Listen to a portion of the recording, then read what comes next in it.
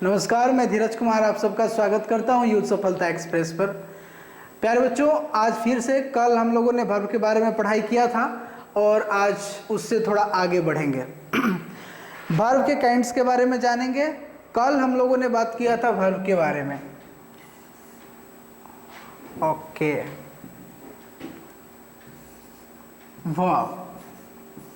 Verb के बारे में बात किया था और ये भी बताया था, वर्ब के डेफिनेशन के बारे में भी हम लोगों ने जानकारी लिया था। वर्ब के मेन काइंड्स के बारे में जानकारी लिया था, स्पेशली मेन वर्ब के बारे में और ऑक्सिलरी वर्ब के बारे में जानकारी लिया था। आज हम इससे आगे बढ़ेंगे और उसके और चीज़ों के पहलुओं के बारे में जानेंगे कि मेन वर्ब के काइंड्स भी हम लोगों ने जान लिया था, फाइनाइट वर्ब और नॉन फाइनाइट वर्ब।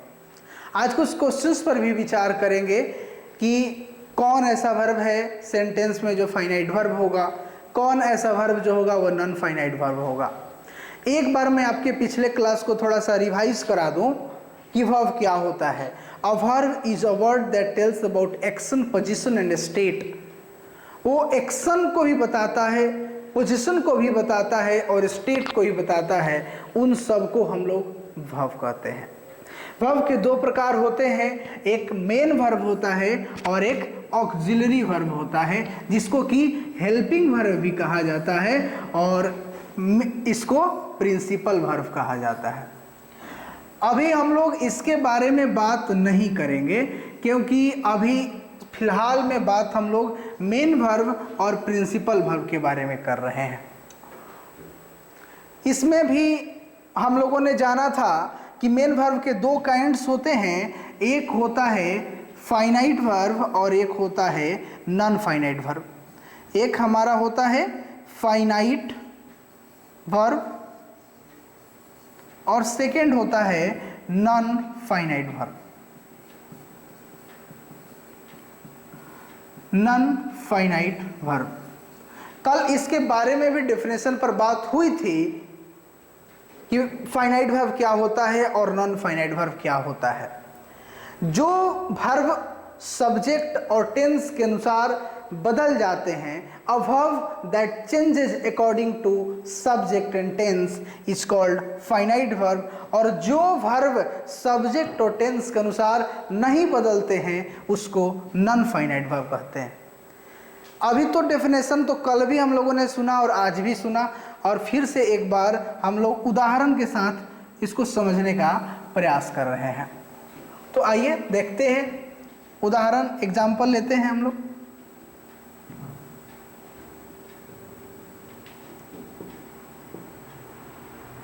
मेरे पास दो एग्जाम्पल है। एक एग्जाम्पल है आई गो टू ईट, मैं खाने के लिए जाता हूं। ही गोज टू ईट, वह खाने के लिए जाता है। She went to eat. देखिए प्यारे बच्चों, पहला सेंटेंस जो था आई गो टू ईट, ये प्रेजेंट इंडेफिनिट का सेंटेंस था। ही गोज टू ईट, यह भी प्रेजेंट इंडेफिनिट का सेंटेंस था।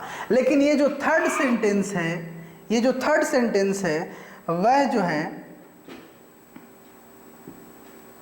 1 मिनट,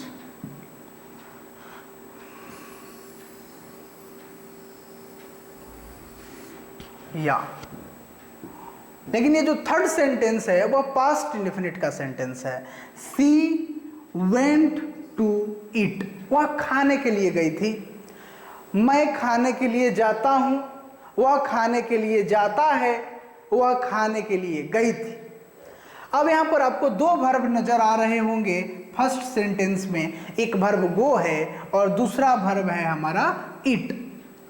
फिर सेकंड वाले में भी आपको दो वर्ब नजर आ रहा होगा, एक गोज और एक ईट। और तीसरे वाले सेंटेंस में भी आपको एक वेंट नजर आ रहा होगा और एक ईट नजर आ रहा होगा। हमने देखा कि यहां पर गो है तो सब्जेक्ट आई था तो यहाँ गो हो गया, फिर सब्जेक्ट ही था तो यहाँ पर वर्ब गोज हो गया, और जब टेंस हम लोगों ने बदल दिया तो वेंट हो गया। लेकिन सब्जेक्ट आई था तो वर्ब यहाँ पर ईट ही था, सब्जेक्ट बदल दिए फिर भी ईट ही था, टेंस बदल दिए फिर भी ईट ही था, या लेकिन ईट जो था वह किसी भी अवस्था में चेंज नहीं हुआ, लेकिन ये गो का फॉर्म बदलते रह गया। तो हमने कुछ ही देर पहले बात किया है कि जो वर्ब सब्जेक्ट और टेंस के अनुसार बदल जाते हैं उन सभी वर्ब को फाइनाइट वर्ब बोला जाता है, और जो वर्ब सब्जेक्ट और टेंस के अनुसार नहीं बदलते हैं उसको नॉन फाइनाइट वर्ब बोला जाता है। यहाँ तक बात हो चुकी थी, और एक बार जो लोग नए होंगे उनके लिए रिवाइज भी हो गया।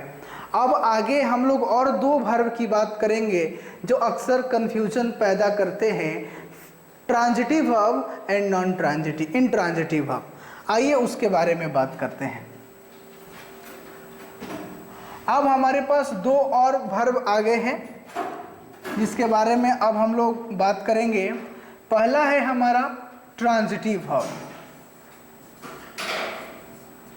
ट्रांजिटिव वर्ब, और दूसरा है हमारा इंट्रांजिटिव वर्ब, इंट्रांजिटिव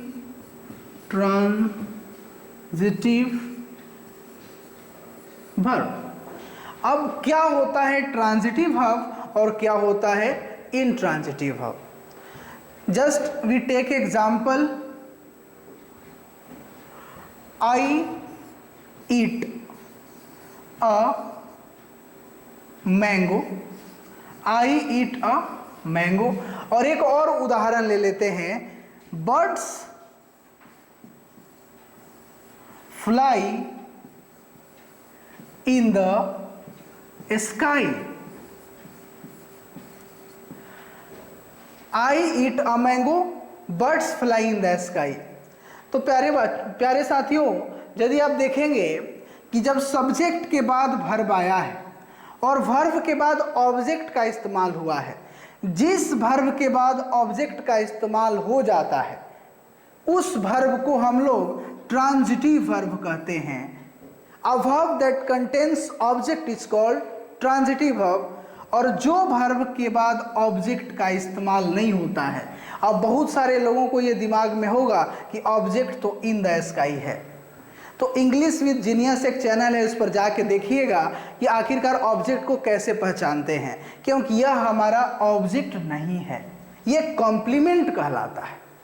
तो जिस वर्ब के बाद ऑब्जेक्ट आ गया उस वर्ब को ट्रांजिटिव वर्ब, और जिस वर्ब के बाद ऑब्जेक्ट की आवश्यकता नहीं होती है उसको इनट्रांजिटिव वर्ब बोलते हैं। उम्मीद करते हैं कि आपको ट्रांजिटिव वर्ब और इनट्रांजिटिव वर्ब में कोई दिक्कत नहीं रहा होगा। अब उसके बाद आगे बढ़ते हैं हम लोग नॉन फाइनाइट वाले वर्ब पर, जो कि फाइनाइट वर्ब का, जो कि फाइनाइट के बाद एक नॉन फाइनाइट हम लोगों ने पहले पढ़ा था, उसके बारे में बात करेंगे। Non finite verb.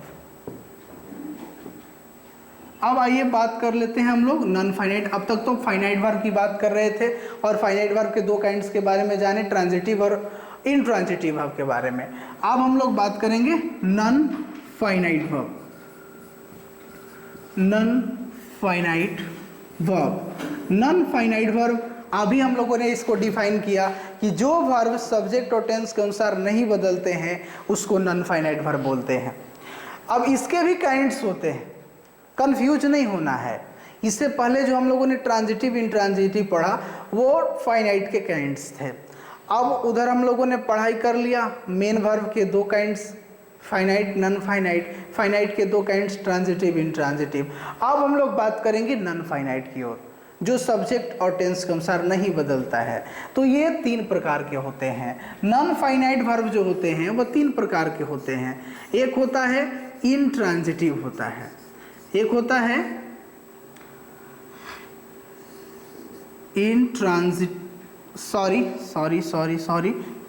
इन्फिनिटिव होता है, very sorry for that, infinitive होता है।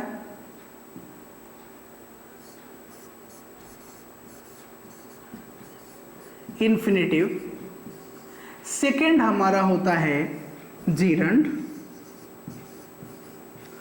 और थर्ड जो है हमारा वो होता है पार्टिसिपल, वह होता है हमारा participle.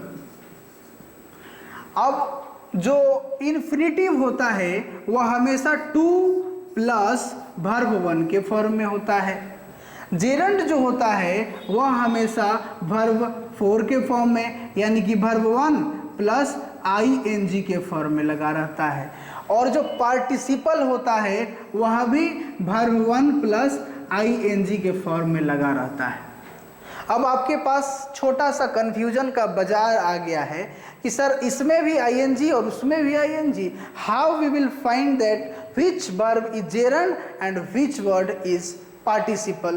So definitely we will do something that we can define and we can observe, recognize that which one is gerund and which one is participle. So first of all I am going to take an example for infinitive. See the example. I want to teach. मैं पढ़ाना चाहता हूं। तो जहां पर भी प्यारे बच्चों सेंटेंस में टू प्लस वर्ब वन दिख जाए, जहां पर भी सेंटेंस में टू प्लस वर्ब वन दिख जाए, वह क्या कहलाता है? इन्फिनिटिव कहलाता है। क्या कहलाता है? इन्फिनिटिव कहलाता है। वह सब्जेक्ट, वह सेंटेंस के ऑब्जेक्ट के रूप में भी इस्तेमाल हो सकता है और वह सेंटेंस के सब्जेक्ट के रूप में भी इस्तेमाल हो सकता है। जैसे मैंने आपको बोला आई वांट टू टीच, मैं पढ़ाना चाहता हूँ। व्हाट आई वांट, पढ़ाना चाहता हूँ। मैं क्या चाहता हूँ? पढ़ाना चाहता हूँ। या इसको यदि सब्जेक्ट के रूप में यदि लिखना चाहें तो हम लोग क्या लिख सकते हैं? To teach is my hobby, पढ़ाना मेरा आदत है। तो यहाँ पर जो टू टीच है वह सब्जेक्ट के रूप में इस्तेमाल हो गया। बस हम सबको ये याद रखना है कि two plus verb one is called infinitive. याद रहेगा? मुझे उम्मीद है कि आप सभी याद रखेंगे। अब जो मेन कारण है ये जेरंड और पार्टिसिपल, दोनों के फॉर्म तो एक ही है, लेकिन हम लोग नहीं समझ पा रहे हैं कि आखिरकार कौन जेरंड होगा और कौन पार्टिसिपल होगा। तो ठीक है, ये समझने के लिए हम लोग नेक्स्ट वीडियो का इंतज़ार करेंगे और नेक्स्ट वीडियो में हम लोग देखेंगे कि आखिरकार जेरंड और पार्टिसिपल को कैसे डिफ्रेंशिएट किया जाता है। आज तक के लिए इतना ही। उम्मीद करते हैं कि यह वीडियो आपको अच्छा लगा होगा, और अच्छा लगे तो लाइक करिएगा, सब्सक्राइब करिएगा। किसी कारण से अभी हम लोग MB बुक को नहीं बना पा रहे हैं, लेकिन उम्मीद करते हैं आप उम्मीद को बांधे रखिएगा। आप सबके लिए क्लोज टेस्ट का जो सीरीज है, क्लोज टेस्ट जो बैंकिंग और SSC के एग्जाम में जो सबसे ज़्यादा सरदर्द का कारण बनता है, उसको सॉल्व करने का काम हम लोग शुरू कर रहे हैं। और उम्मीद करते हैं कि नेक्स्ट वीडियो से क्लोज टेस्ट का सीरीज जो है वह शुरू होगा।